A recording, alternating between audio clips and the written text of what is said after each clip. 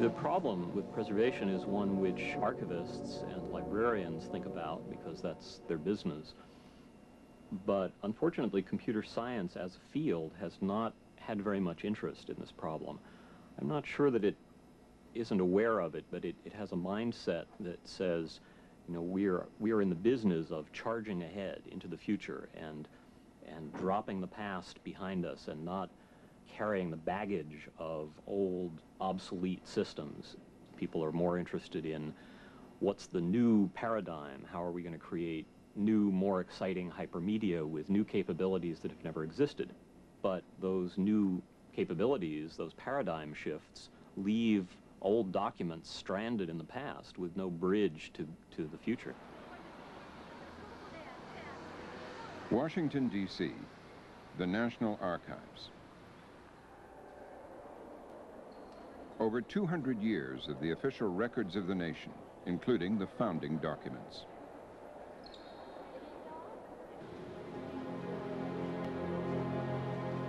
There are miles and miles of shelving containing every type of government record. Treaties, letters, patents, maps, architectural drawings. 3 billion pieces of paper. The information infrastructure of the nation. Everything determined by the archivist to be of enduring value. There are also millions of microfilms, photographic negatives, motion picture films, phonograph records, and video and audio recordings on various formats. Now, machine-readable materials are by law included as well. It's anticipated that by the year 2000, fully 75% of all federal transactions will be handled electronically. Flowing into the Archives Center for Electronic Records in Maryland are over 800 digital data streams, vital statistics on health and welfare, surveys on crime, data on population and housing, and from every government agency, torrents of email communications. The amount of archived electronic materials is doubling every year. You can't have a democracy if the government is not accountable to people. And one of the ultimate ways that this government is accountable to people is by maintaining records of what the government did, what it said its policies were, and therefore enabling the people to figure out whether the government acted in accordance with policy and law. Traditionally, we, like basically all the archives in the world that deal with electronic records, ask the originators to send it to us in a form that's not dependent on any specific hardware or software, because we have to presume that most of our customers, who haven't been born yet, are going to want this information at a time when all of the technology used to generate it has disappeared from the marketplace. A highway in New York. Every day, hundreds of hazardous waste shipments, each authorized by a permit, crisscross the state on their way to one of 1,000 different disposal sites. The Center for Electronic Records in Albany manages more than 1,000 huge databases. The hazardous waste permitting system is just one, but a very important one. There are certain kinds of information increasingly created in electronic form that for society to survive are going to have to be accessible for a very long time. Knowing where we've deposited poisons, radioactive materials, and hazardous wastes is one of them. Through the state's computerized geographic information system, waste sites can be located and studied in relation to freshwater wetlands and centers of population. The operation is critical to future generations to avoid repeating such costly tragedies as the Love Canal. This is one small example of the kind of information which must be preserved forever, faithfully replicated in each new digital technology standard as it comes along. It's an obligatory, one-way monologue with the future. We have to have experts that understand systems and how to migrate them. We have to have routines in place for migrating information from one form to another. And those kinds of organizational issues need to be put in place and routinized so that they are part of the cultural fabric, not something new that we have to fret about. They have to be ordinary events in our daily lives. And it's moving from a period where we don't understand all the pieces that have to be put in place and their interrelationships to a point where we are naturally dealing with digital information and moving it forward as interest requires. That is the major cultural change and the nub of the problem that we're really facing here.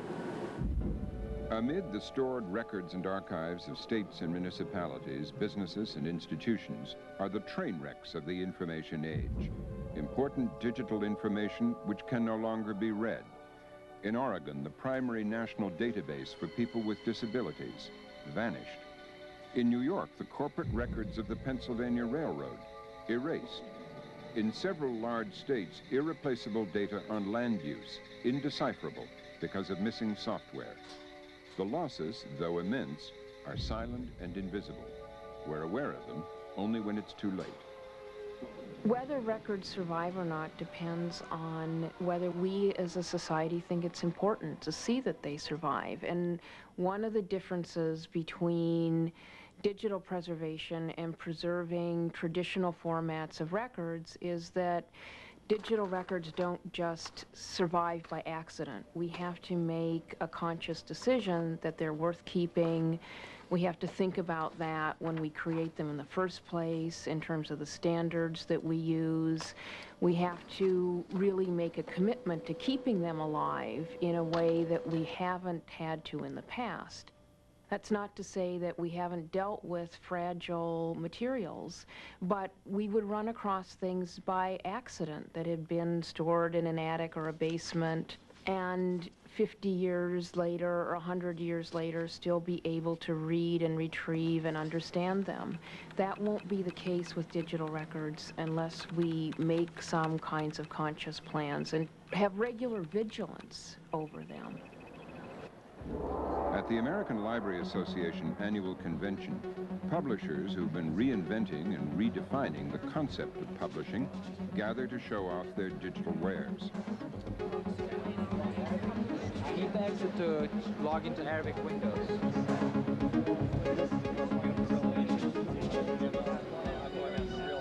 What I can now do is say I want to go to, oops, where'd it go? Search full text, which we call level 1, or we can customize our search, and we call that level 2. And we have the African American experience, the American Revolution, the Civil War, Westwood Expansion. With the advent of electronic books and digital networks, librarians are increasingly concerned that there not be created information haves and have-nots. New York's Science, Industry, and Business Library counts itself part of the solution. Few families in New York have the means to have internet access at home. So, for those who don't, this is our attempt to level the playing field. You could get off the airplane at Kennedy from Zambia, take a taxi in to the Science, Industry, and Business Library. No one will ask you for a piece of identification, for a library card, for a fee, but you just walk in the door, sit yourself at a computer, get on the internet, pull down a database, do whatever you wish for free. One of the things that concerns me most is that there's such an enthusiasm for putting information into digital form. Many libraries are rushing into digital projects, and sometimes at the expense of their preservation microfilming projects. And the worst nightmare I can imagine is that all of the money that had been going into preserving books in the traditional way, microfilming or conservation projects, will be diverted to providing access to digital information without making any provisions for preserving it, so that money is being drained from the traditional preservation projects and nothing is being done about preserving the new digital information. And then we'd lose twice.